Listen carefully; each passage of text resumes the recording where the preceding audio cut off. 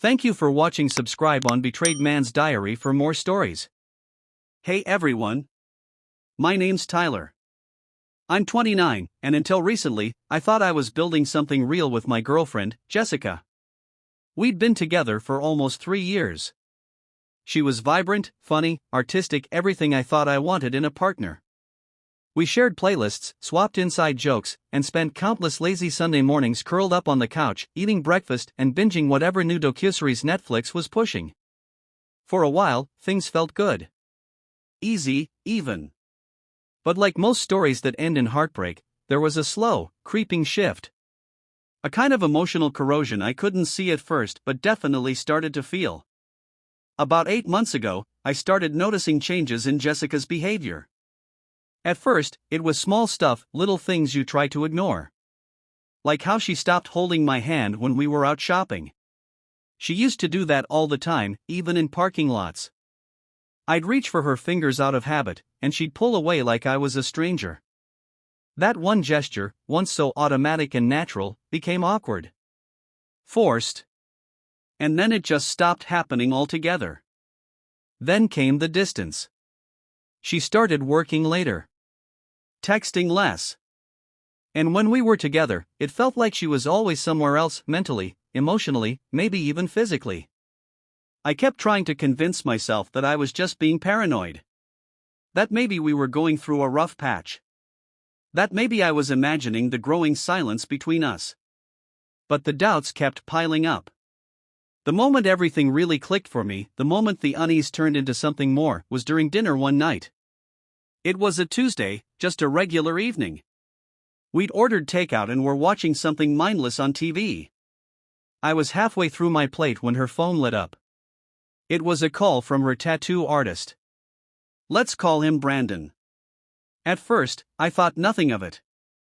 I mean, she had been getting a full sleeve done over the past few months. But then I glanced at the time, 8:27 p.m.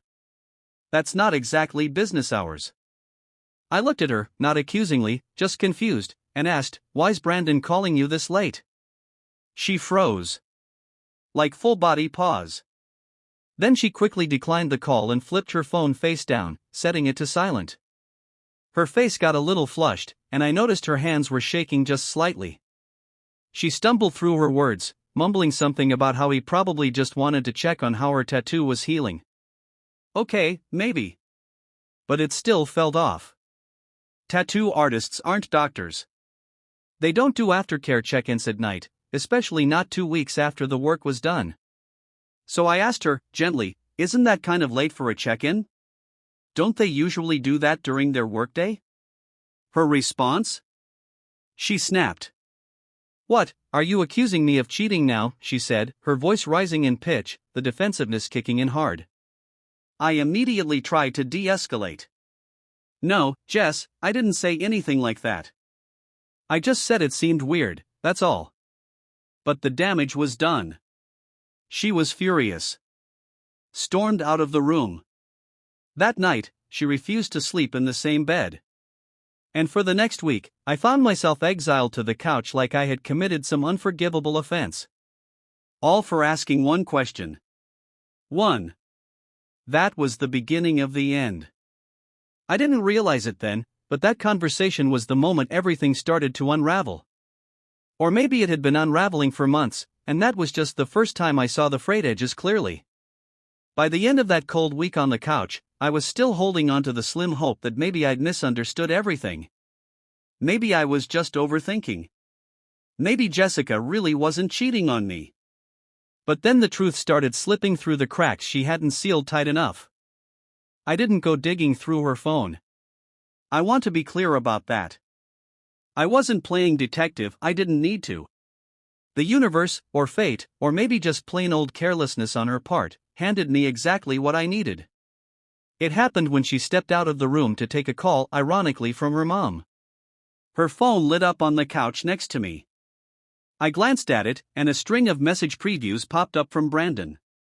The first one read, "Still thinking about how your body looked last night." The second came a few seconds later, "Miss you already, baby." No jokes. No emojis to hint he was being sarcastic.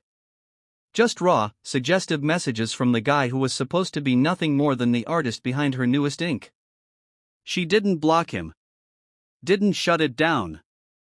In fact, the way the messages flowed suggested this was ongoing. Comfortable. Mutual. My stomach dropped. But I didn't say anything, not right away. I locked that moment into my brain and acted like I hadn't seen a thing. I couldn't risk tipping her off. I knew the second I confronted her without solid proof, she'd flip the narrative and turn it on me. Accuse me of being controlling or insecure, of snooping through her messages. So I stayed calm. I waited. That weekend, it was my turn to visit her place. We didn't live together, but we'd gotten into a rhythm alternating weekends, one of us crashing at the other's apartment. It gave us breathing room, or at least, it used to. This weekend felt different. Tense. Off. Sunday morning, I went into the bathroom to shave. I was about to move her phone, which was sitting on the sink, next to her makeup bag, so I could plug in my trimmer. That's when I saw it. Her lock screen wallpaper had changed. It was a picture of Brandon. Not even a subtle one. Just him, staring into the camera, smiling like he owned the world. But it was the caption that shattered everything. I love you so much. 5 words. That's all it took to confirm what I already knew. I froze. My chest felt like it had been split open. I pulled out my phone and took a picture of her screen. I wasn't going to let her gaslight me. Not this time. I walked out of the bathroom, phone in hand, and placed hers gently on the coffee table. She was sitting on the couch, scrolling through something mindless on TV. I said her name once. She looked up, saw my expression, and immediately tensed. I asked, "Why is he your wallpaper?" Her eyes darted to the table. She hesitated. And then, true to form, she went straight into denial mode. "What are you talking about? You're making stuff up." So I showed her the photo I took. The proof. For a moment, she just sat there. Silent. No excuses. No panic. Just stillness, like she was waiting to see if I would blink first. I didn't. I turned away and walked toward the bedroom to start packing my things. That's when the tears came. She broke down, sobbing so hard her voice cracked. "What are you going to tell your family?" That's what she was worried about? Not the betrayal. Not my heartbreak. Not the months of lying. Just her image, how she'd be seen by the people in my life who had welcomed her, who believed she was something better than this. I looked her straight in the eyes and said, "The truth. Which shouldn't matter to you anyway. Because if you actually cared, Jessica, you wouldn't have cheated on me in the first place." And then I kept packing. I finished packing what little I kept at her place, just some clothes, a few chargers, and a coffee mug I always used that she once jokingly called Tyler's throne. Funny how even the small stuff feels heavier when you're walking away from someone who shattered your trust. I didn't look back as I walked out the door. Didn't slam it, didn't yell. I was past the rage part. All that was left was grief. The kind that sits in your bones and doesn't let go. But just as I pulled out of her driveway, trying to hold it together for the drive home, my phone buzzed. A message in our family group chat. From her. Jessica. She wrote, "I love you all so much. I'm sorry I won't be in your lives anymore." No explanation. No context. Just a dramatic goodbye, dropped into the chat like some twisted mic drop. And then, nothing. She left it to me to explain. So there I was, hands on the wheel, tears stinging the corners of my eyes, trying not to veer off the road while typing out fragmented messages to my parents and my little sister. Trying to tell them, without totally falling apart, what had happened. That Jessica had been unfaithful. That it had been going on for months. That it wasn't just a misunderstanding. That she had made her choice. And I was the one left cleaning it up. It's been 3 days since then. 3 long, quiet, emotionally exhausting days. I'm still hanging on, but barely.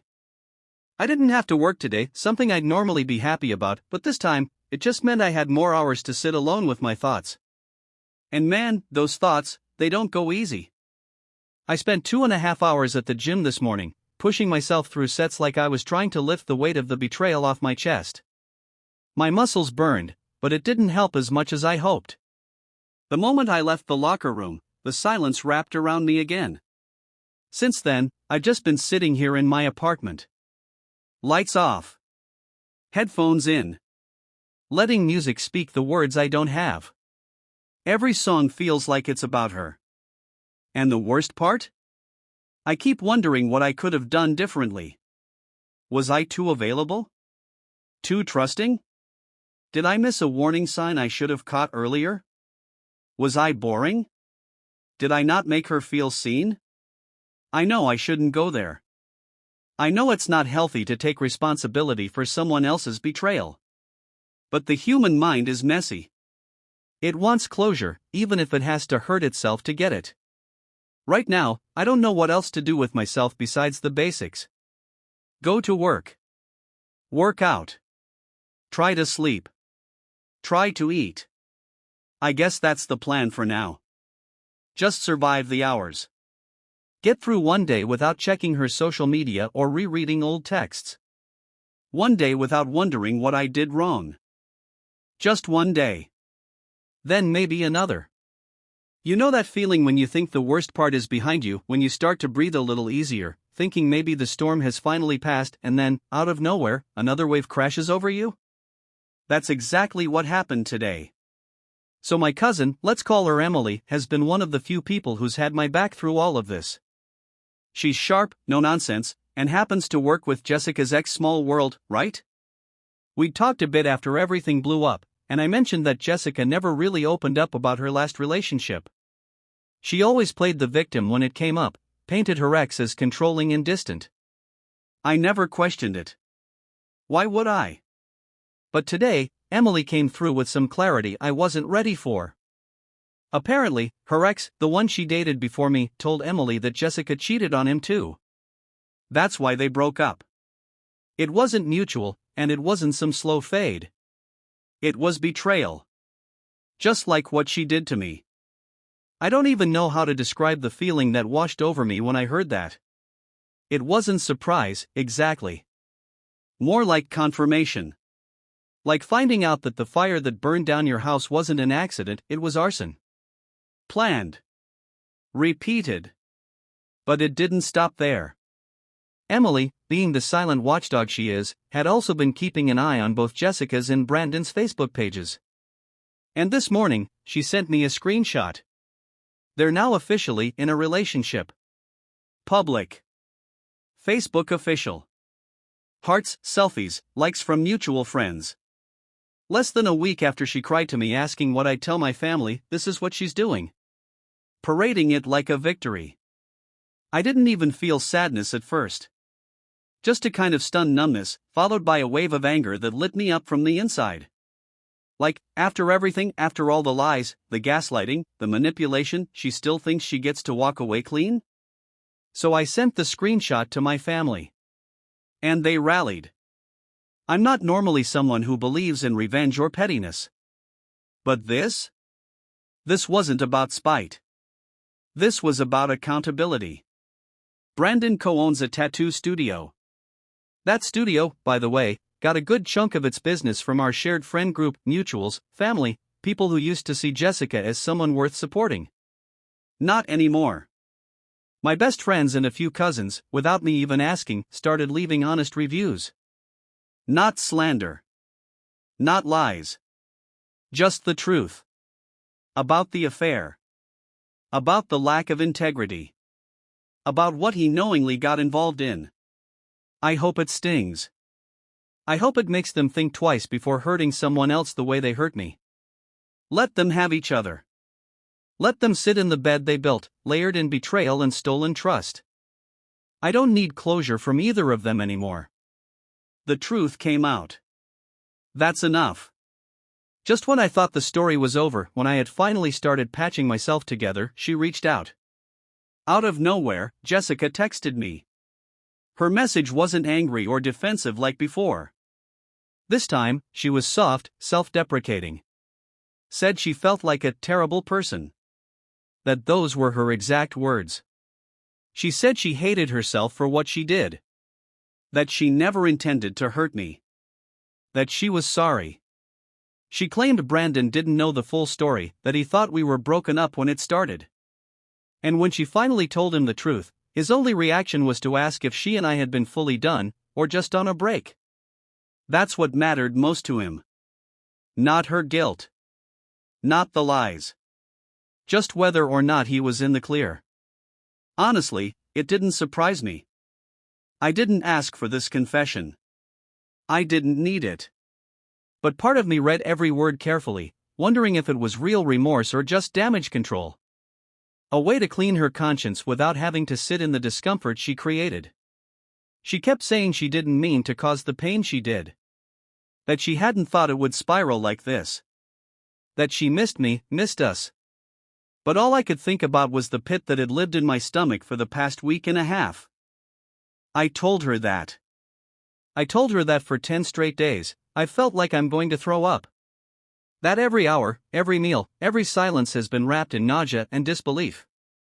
That the world I knew collapsed with her choices, and no amount of sorry was going to undo that. Then I blocked her. No drama. No final insult. No drawn-out explanation. Just one last truth and then silence. Because that's the thing about closure. You don't always get it from the person who hurt you. Sometimes, you give it to yourself. By walking away. By choosing peace. By refusing to carry someone else's guilt any longer. I'm still not okay. I'm still grieving. But today, for the first time, I don't feel like I'm drowning. Today, I finally breathed. Don't forget to like, subscribe and hit the notification bell so you won't miss any of our dramatic stories. See you in the next video.